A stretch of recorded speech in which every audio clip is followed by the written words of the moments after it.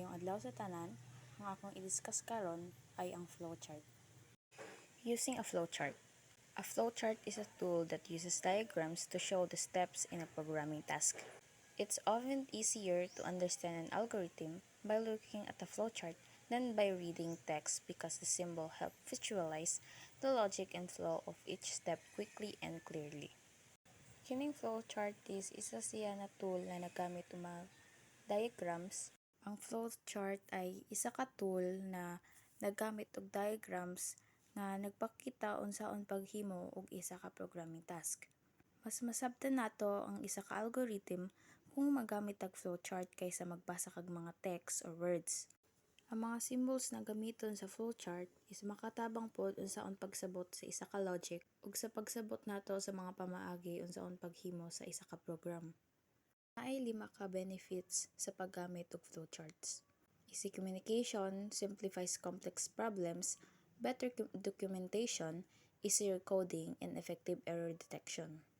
Sa flowchart, mas dali nimo masabtan ang isa ka proseso or isa ka pamaagi unsaon paghimo sa isa ka program. Mas gipadali pud niya ang atong pagsabot sa isa ka problema sa atong program. Naghatag pud ning flowchart og tarong na record sa mga proseso na atong gigamit sa paghimo sa isa ka program. Kung naay flowchart, mas dali maghimo og code sa isa ka program.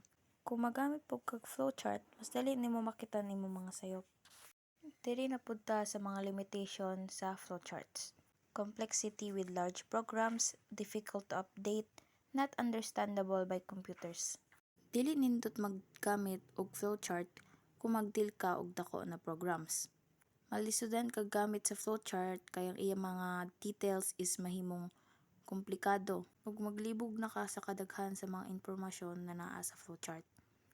Kung need pod nimo mag-update, lisod ibag-o ang flowchart. Kay kung magbag-o ka, na kay iusbog na mga diagrams. Og kining flowchart kay visual representation naman niya naghimo para mas masabtan sa tao. Dili ni siya pwede sa computer kay dili man masabtan. Need pa nimo siya himuon sa isa ka code para masabtan sa isa ka computer. Types of flowcharts. Number 1 is system flowcharts. A system flowchart is a diagram that shows how a whole system processes information.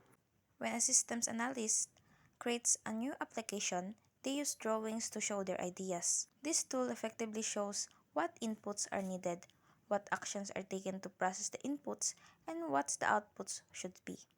It also shows the connection between the software, hardware, and people involved in the system. Ang system flowchart ay isa ka diagram nga nagpakita kung unsa ang mga proseso sa pagkuha sa isa ka information. Kung maghimog up ang isa ka system analyst, gamiton nila ning system flowchart para ipakita ang ilang mga ideas. Naa diri ang ilang inputs na makinahanglan, mga process sa inputs, ug ang outputs. Kipakita pud niya diri ang connection sa software, hardware, ug mga tao na naa sa system. Next is standard symbols. There are standard symbols for flowchart set by the International Organization for Standardization or ISO and the American National Standards Institute ANSI. However, many organizations or individuals make their own symbols, often ignoring these official standards. They design custom symbols to fit their specific needs, even if it means not following the established guidelines. Naay standard symbols para sa flowchart na gihimo ng ISO or ANSI. Naapoy mga tao na naghimo og kaugalingon nila na symbols na ginabaliwala ra nila ang official standards. Nag-design sila og ilahang symbols bisan pa na dili nila sundon ang gihimo na guidelines. Program flowchart. A program flowchart is a diagram that shows the logical steps needed to solve a problem. It breaks down the process into steps and sequences for clear understanding. Unlike system flowcharts that shows the overall system, program flowcharts focus on specific problems. Programmer starts with a general idea and break it down into detailed steps. Each step is assigned a symbol and arranged logically in the flowchart. making it easier to check and refine the logic. Once verified, the programmer translates the flowchart into code, ensuring the program's logic is sound and coding is straightforward. Ang program flowchart kay isa ka diagram na siya ang nagpakita og mga pamaagi unsaon pagsulbad sa isa ka problema. Gipakita pod diri ang sunod-sunod na pamaagi aron mas masabtan natog maayo. Kung ang system flowchart kay gipakita ang tibuok na system, kining program flowchart kay mas ka-focus niya sa usa ka problema. Ang mga programmers kay magsugod sila sa isa ka idea, then isa-isahon nila ang mga pamaagi. Kada pamaagi kay naay symbols ug sunod-sunod ni sila aron mas dali nato na-check ug masabtan. Kung sakto jud ang idea sa isa ka program, kining mga programmers isimuon nila ang naa sa flowchart into code. Symbolic terms and usage. Before making a flowchart, it's essential to know the symbols, terms, and how to use them. In the next part are the definitions and uses for each symbol in a flowchart. Remember, the symbol placements aren't fixed. Except for the terminal symbol, right now, don't worry about the logic flow. Just get familiar with the symbols, their shapes, and statements used along with the right operators for each situations. Notice the shaded symbols as they show specific terms. So before ka maghimo og isa ka flowchart, dapat kabalo ka unsay meaning sa symbols ug unsa ang gamit nila. Ang symbol placements kay dili siya permanente except sa terminal symbols. Karon dili pa kinahanglan na mag-focus ka sa iyang logic flow. Tun-an sa nimo ang mga symbols, ilang forma ug ilang gamit. Tanawan pod nimo ang mga shaded symbols kay naa sila gipakita kung unsa ilang gamit. Terminal symbol. The terminal symbol is used to mark the beginning and end of a flowchart. Simply put, all flowcharts should start and end with a terminal symbol. For our discussion, we'll use the following labels: start, stop, and return. Some others might use terms like begin, end, or exit, but they all mean the same thing in flowcharting. Kining oval shape is ginatawag nato na terminal symbol. Kining terminal symbol is gamiton nato ni siya pag magsugod ug mag-enta sa flowchart. Aron mas masabtan, ang tanan na flowchart kinahanglan magsugod ug magtapos sa terminal symbol. Pwede nimo siya putngan og labels like start, stop, and return. Ang uban is gamiton nila is begin, end, or exit. Tanan man na is iisa ra ang meaning sa flowchart. Process symbol.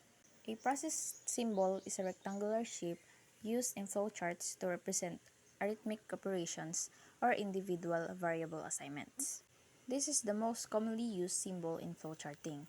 Each process box can contain only one mathematical equation, so if there are multiple independent calculations, each one must have its own process box.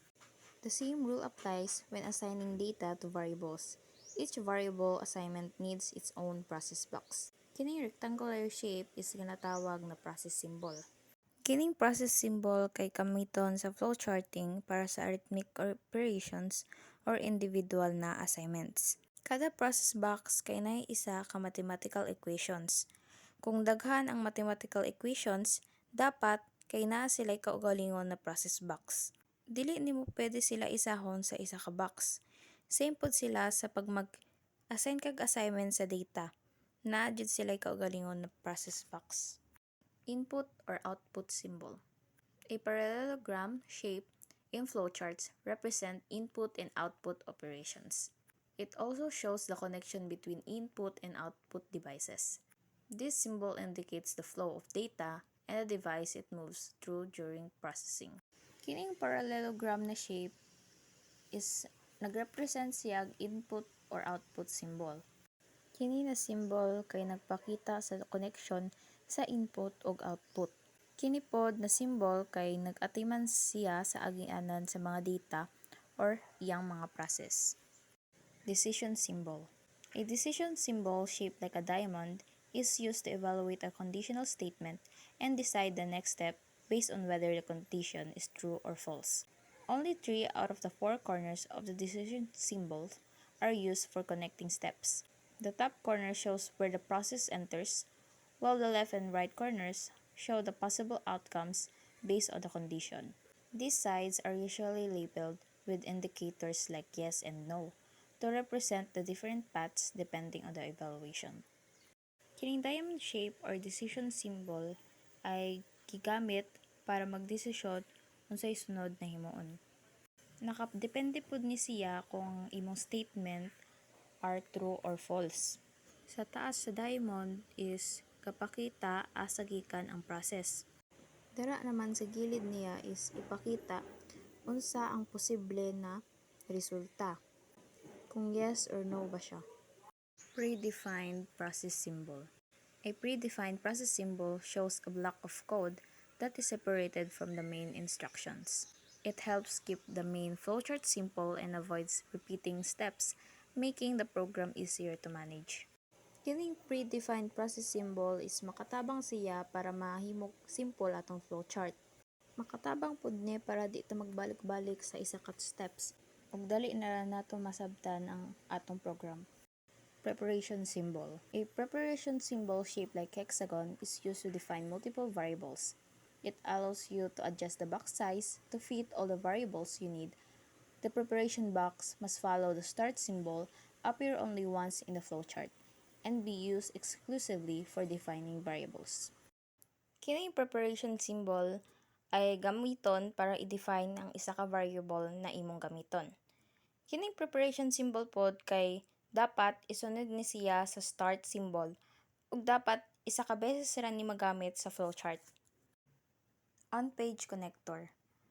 The on-page connector, a small circle, shows a jump from one point to another on the same page and is labeled with a number or letter. It's used to link entry and exit points within the page, making it more convenient than drawing long lines. However, using too many can make the flowchart more complex and harder to read. Kining on-page connector or small circle is isa siya na connector para mag-connect ang duha ka idea sa isa ka page. Mas okay kung kini ang imong gamiton kaysa mag-drawing pa kag mga long lines. Pero dapat dili nimo masobrahan kay kung masobrahan nimo na ay tendency na di nimo masamdan imong flowchart. Off-page connector. An off-page connector, a small pentagon, shows a jump from one page to another in a flowchart. It's labeled with unique letters to match connection points and is used when a flowchart spans multiple pages. Kining off-page connector is gamiton nimo if naa kay i-connect na laing idea na nasa lain na page sa flowchart. Flowline or arrow. A flowline, usually with an arrow, shows the process direction in a flowchart. It helps follow the steps, making the logical flow clear and avoiding confusion. So, kining flowline or arrow is makatabang ni sa ato para di ta maglibog unsay sunod-sunod na steps niya. Annotation. An annotation symbol highlights or adds a note to a specific part of a flowchart. It draws attention to important points or steps, especially in complex flowcharts, and can name function or subroutines. Remarks or names are written inside to indicate relevance.